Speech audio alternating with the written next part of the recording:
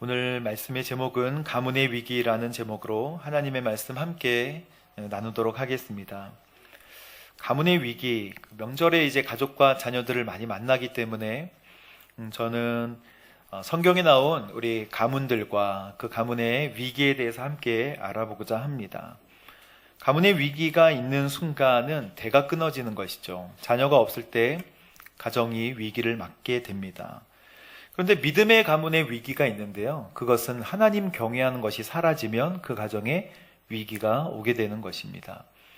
하나님 경외하는 것, 그리고 하나님을 섬기는 것, 하나님을 의식하는 것들이 가정에서 없어지게 되면 그 가정은 위기가 오게 되고 또 대가 끊어질 가능성들이 높아지게 됩니다. 구약 성경에 보면 이 두 가지를 함께 했던 가정이 있는데 바로 엘리 제사장의 가문입니다. 엘리는 믿음의 대가 끊어지고 그의 자녀의 대도 끊기고 말았습니다. 곧 자녀가 블레셋과의 전쟁에서 죽게 된 사건이죠. 그 아들들의 이름은 홈니와 비느하스입니다. 그 두 아들인데 홈니와 비느하스가 처음부터 그렇게 되지는 않았을 거라고 생각해요. 처음에는 잘하려고 노력했을 거라고 생각합니다. 왜냐하면 어린이들은 도덕심이 뛰어나거든요.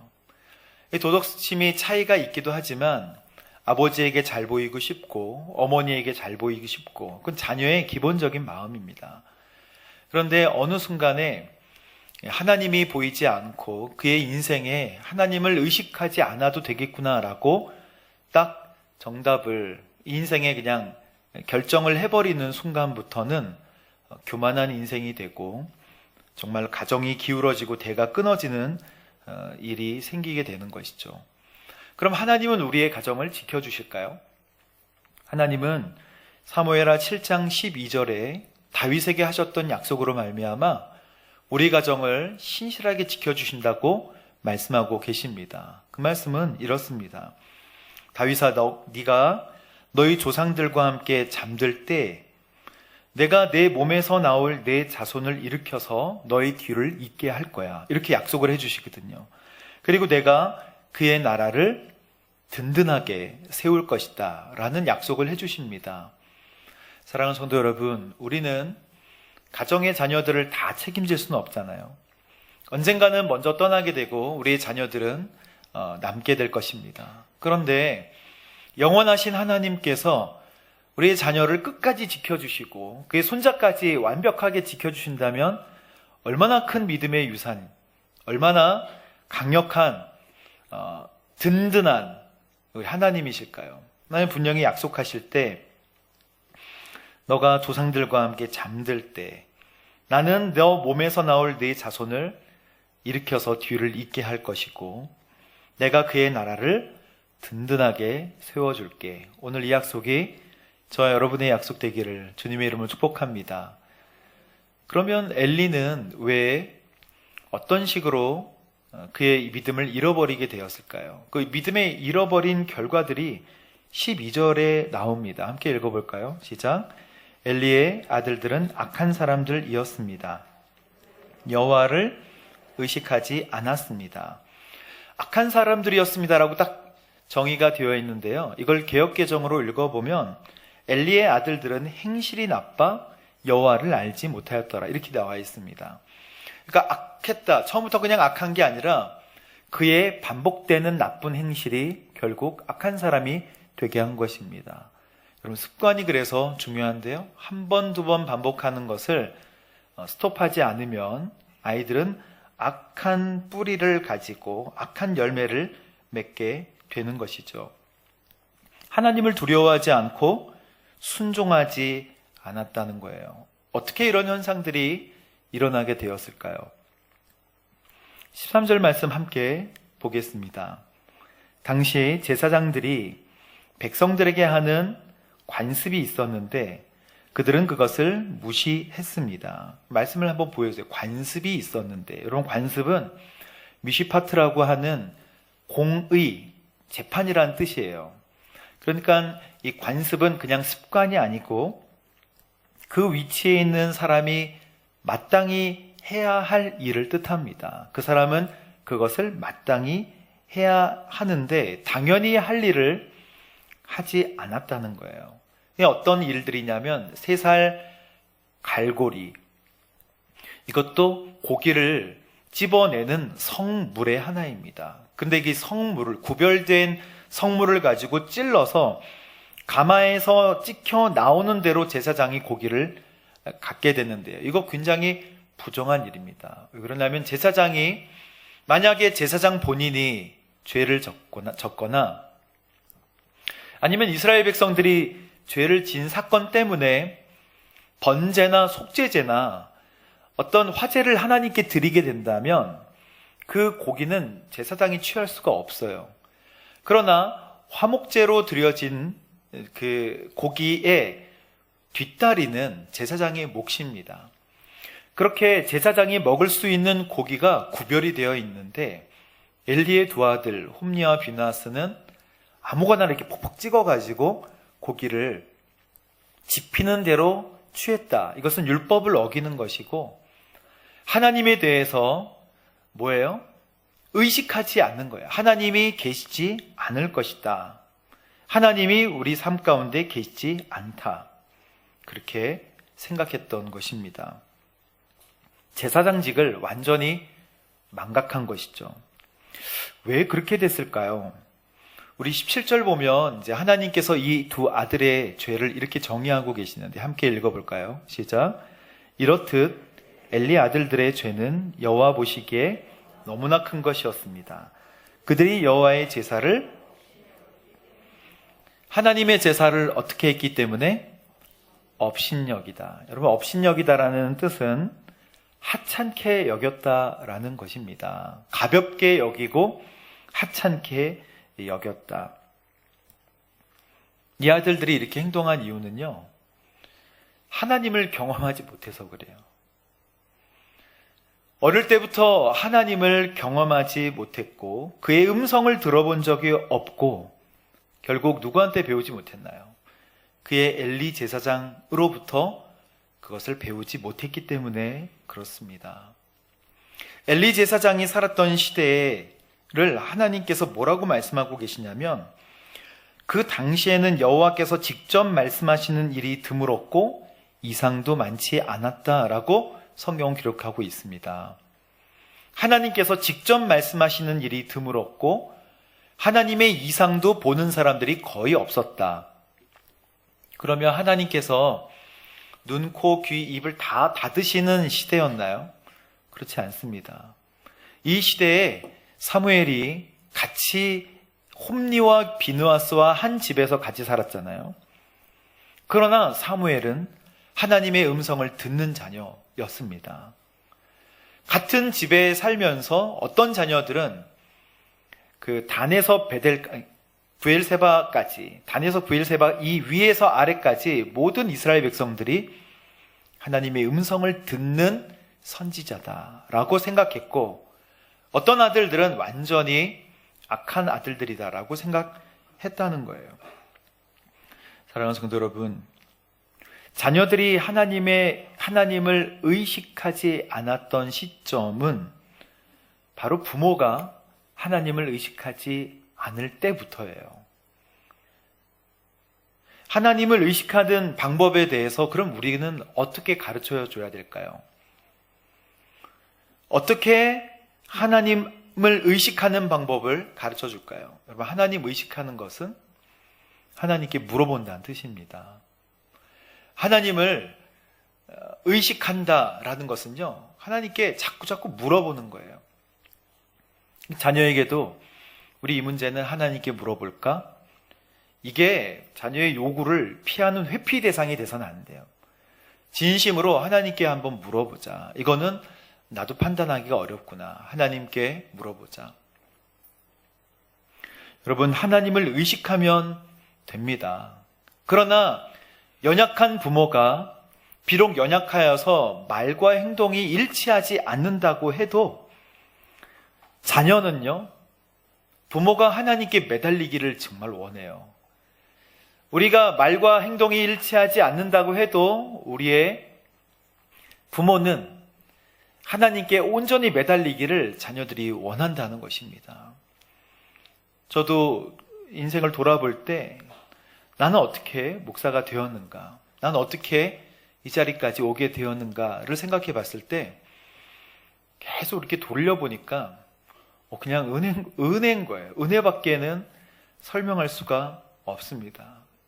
저것이 부족한 사람이 어떻게 하나님 앞에 하나님 말씀을 이렇게 전달할 수 있는 귀한 직분을 얻게 되었을까?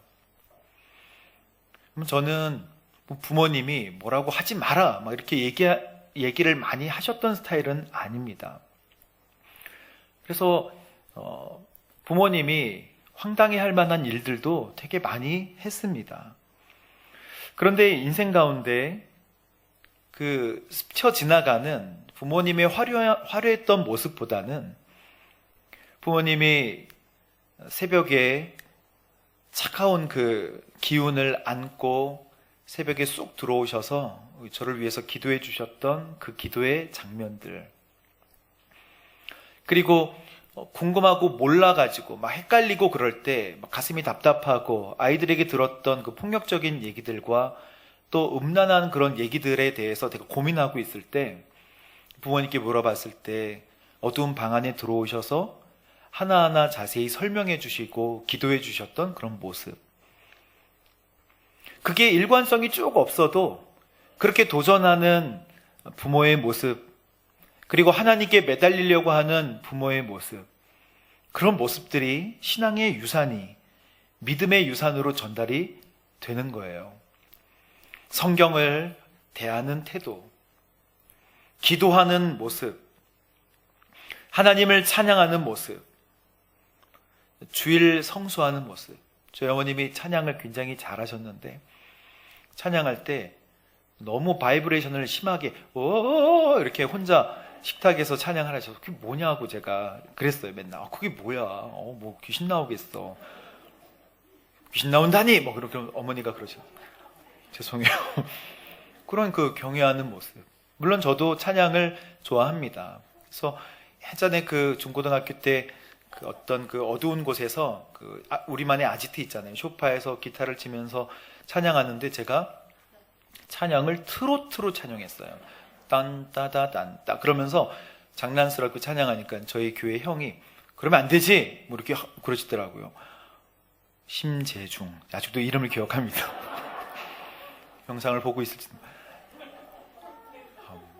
근데 그게 아니고요. 다 생각이 안 나지만 안 돼 라고 얘기해줬던 그런 모습들은 단편적으로 너무 잘 기억이 되는 거예요. 여러분, 그래서 엘리의 실수가 세 가지인데요. 첫 번째는 뭐냐면 엘리는 자기 아들들을 하나님보다 더 중요하게 여겼다는 거예요. 말씀 보면 사무엘상 2장 29절 말씀 보면 분명하게 알 수 있습니다. 함께 읽어볼까요? 하나님께서 엘리에게 말씀하십니다.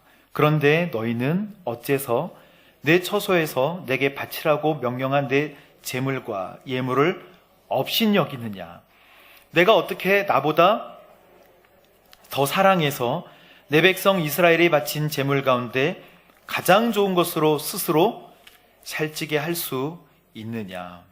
그렇죠. 너가 어떻게 나보다 내 아들들을 더 사랑해? 여러분, 하나님보다 아들을 더 사랑할 수 있다고 생각하죠? 그러나 자녀는 하나님이 주신 선물입니다. 하나님께서 잘 기르고 양육하여 하나님의 자녀가 되도록 하는 하나님의 선물이에요. 좋은 것일수록, 귀한 것일수록 우상이 되기가 쉽습니다. 그래서 자녀도 정말 좋고 소중하고 아름답지만 하나님보다 더 섬기게 되면 우상이 되기 쉽다는 거예요. 우상은 우리의 삶의 의미와 소망이 되기 때문에 삶의 의미와 소망이 자녀에게 맞춰지면 그 자녀는 고귀하지만 우상이 되는 것입니다.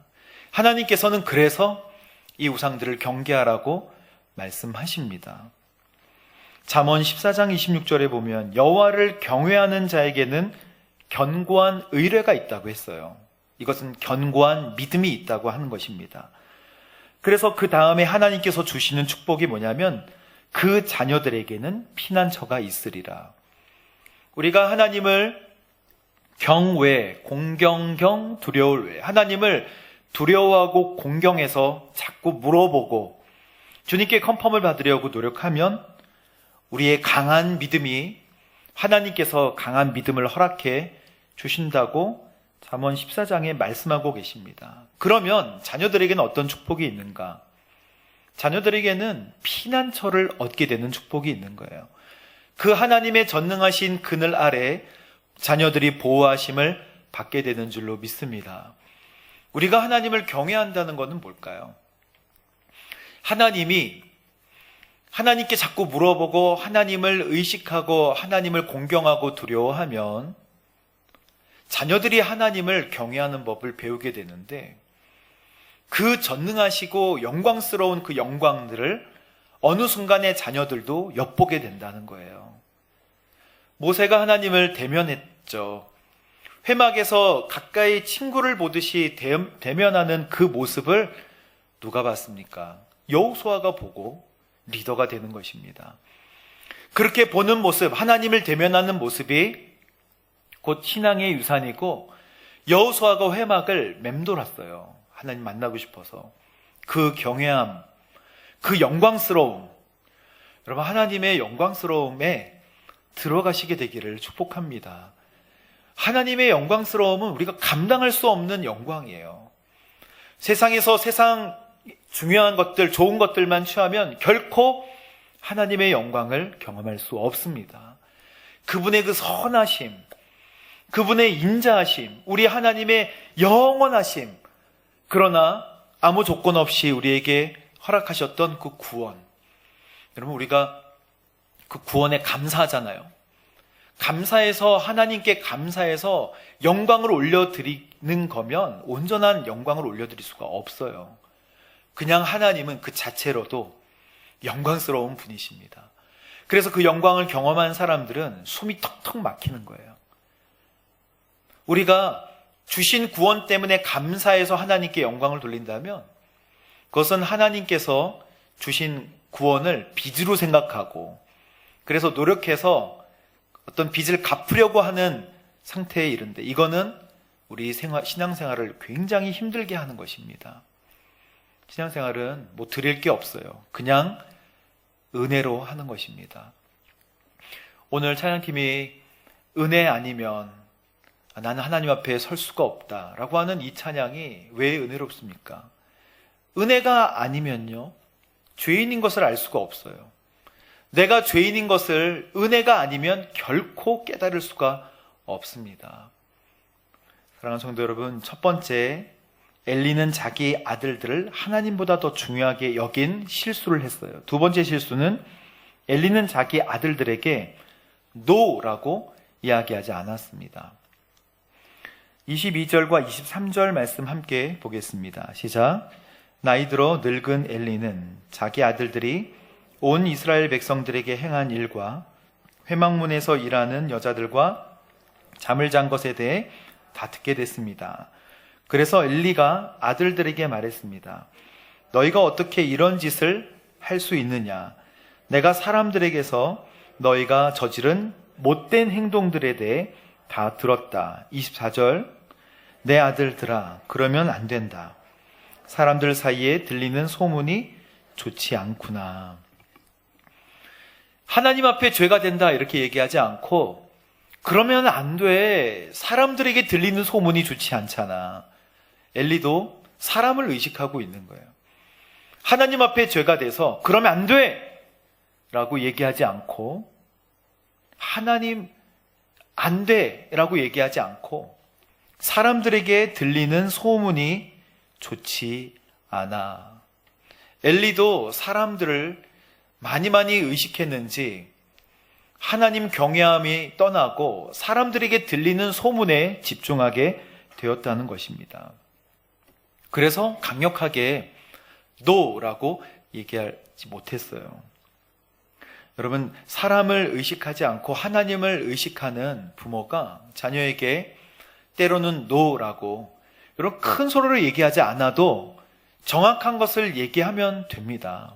그거 아니야, 그건 아니야 라고 부드럽게 얘기하셔도 자녀에게 올바른 것을 얘기하십시오. 아, 네가 그럴 수 있지. 지금은 하나님을 떠날 수 있지 라고 얘기하면 안 돼요.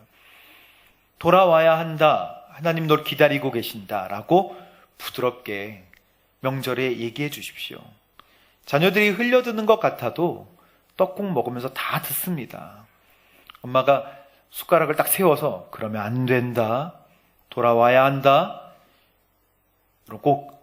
숟가락 꼭 그렇게 드시지 않으셔도 자녀들에게 분명하게 신앙생활을 할 수 있도록 말씀해 주시게 되기를 바랍니다. 세 번째는 엘리는 자녀에 대해 징계하지 않았어요.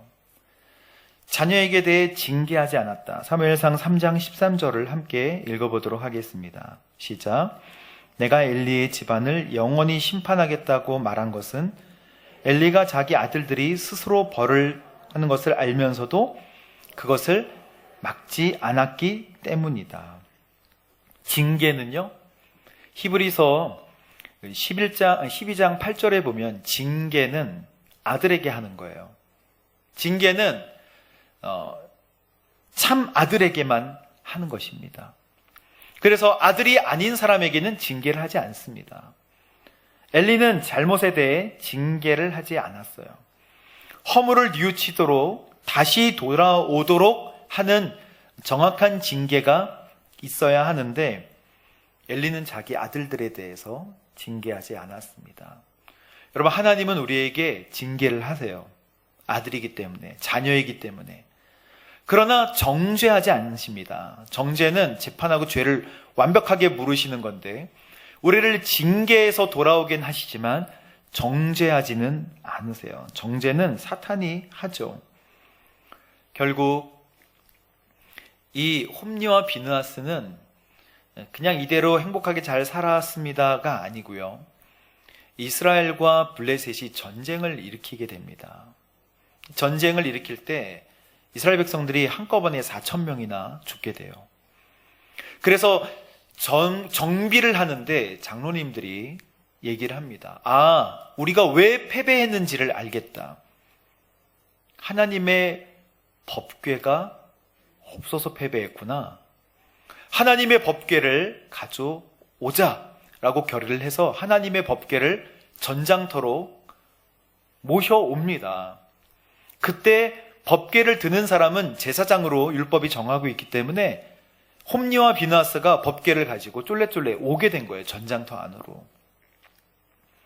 그러나 이스라엘 백성들은 실수를 했죠.